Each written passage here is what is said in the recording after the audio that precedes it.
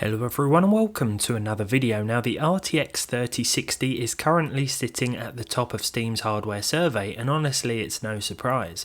Bear in mind that there are two versions of this card, the 12GB model, one of which I have here, and a cut down 8GB variant which will perform worse on average. I'm not talking about the 3060 Ti, by the way. Nvidia actually released an 8GB 3060 a year or so after the original. It seems to be pretty scarce on the used market though. Thankfully, after all, 12 gigs of VRAM is probably one of the reasons the OG 3060 is still so popular. For example, we can take advantage of optional HD texture packs that some games offer, thanks to the extra headroom. Battlefield 6, for example, runs really well with the medium settings at 1080p, with the high-res textures installed and enabled. We can also utilise DLAA for a nice sharp overall image while retaining at least 90 FPS on average. The same can be said for Indiana Jones and the Great Circle. Here we're using the high settings, again with the optional HD textures installed and DLAA. These settings utilise over 9 gigs of video memory, but performance remains stable here, aside from the occasional stutter when moving between different areas. I've actually experienced crushing with these settings using 8GB cards, so the extra memory is essential in this one. To be honest, I tend to steer clear of HD texture add-ons regardless of hardware, not just because I prefer the extra performance, but because I'd rather save the SSD space for something else.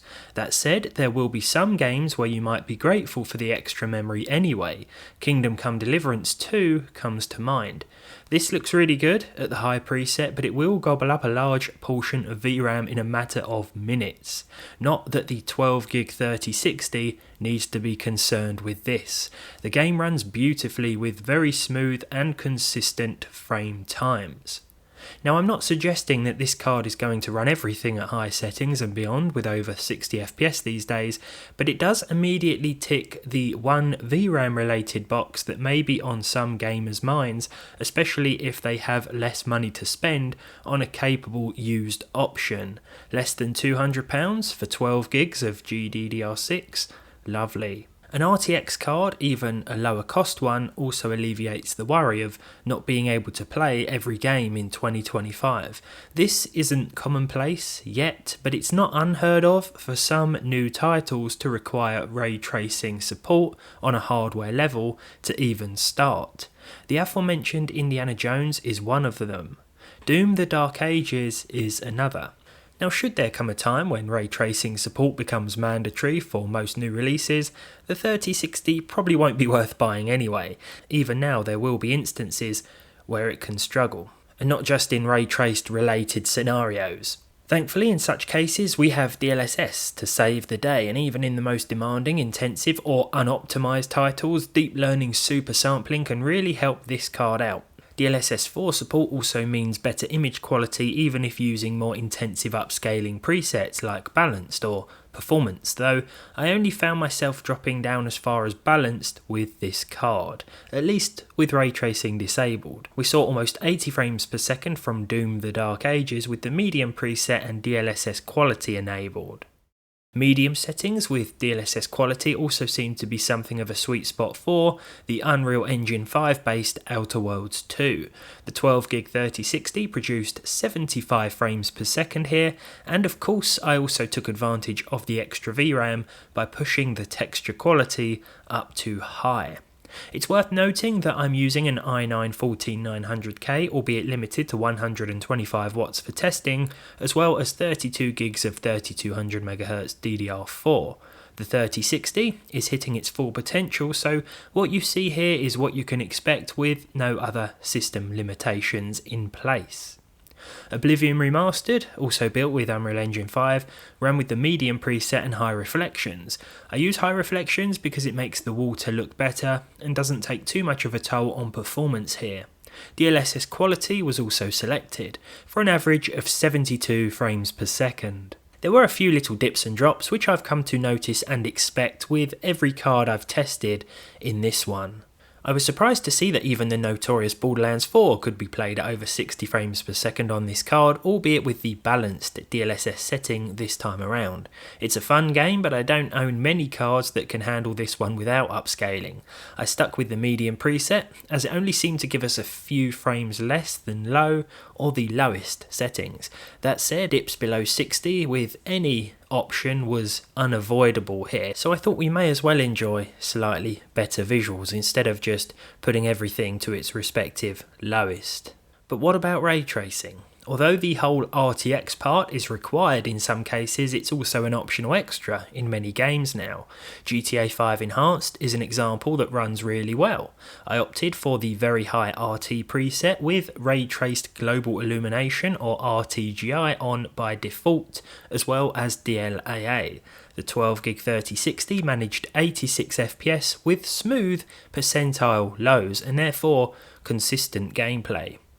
Cyberpunk 2077 on the other hand is of course more intensive and will require help from DLSS to hit at least 60 FPS with the RT Ultra preset.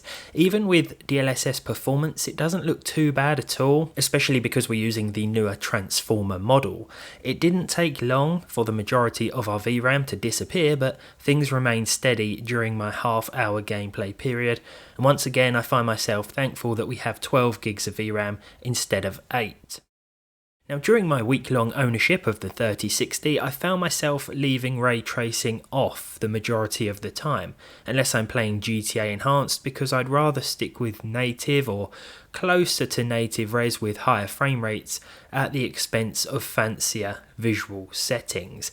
It totally comes down to personal preference, of course, but with a card like this, I'd probably avoid fancy effects like ray tracing, lumen, and nanite. With that said, however, I did find myself using the high preset in Fortnite, which enables lumen and nanite. I don't think these effects add much to the Springfield map, to be honest, but interiors certainly look great, and exceeding 60 FPS, even with these options enabled, wasn't a problem. I don't really follow Fortnite news, so I was surprised, in the best way, when I saw this map. I had no idea Fortnite and The Simpsons was a thing. Man got wiped out by Ned Flanders of all people. Let's finalise as we conclude our discussion about the 3060. It's a pretty solid choice in 2025. DLSS, hardware ray tracing, 12 gigs of VRAM, and, depending on where you live, a sensible price tag. I'm not really surprised it's sitting at the top of Steam's hardware survey as of October 2025.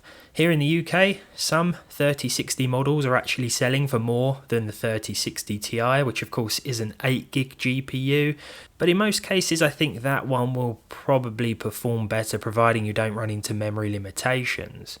Be sure to consider alternatives as well. How do the Intel Arc B580 and AMD Radeon 6700 XT compare price-wise? Both of these, especially the 6700 XT, will probably outperform the 3060 most of the time in terms of native resolution gaming, but it depends on where you live and which features you want or need. Both of these as well, of course, have 12 gigs of VRAM, and that's really an ideal starting point, I think, these days. That's not to say I'm dismissing 8GB cards at all, because I'm not. There are still some great used options out there, but it's all about the price you pay, really, and the state of the used market where you live.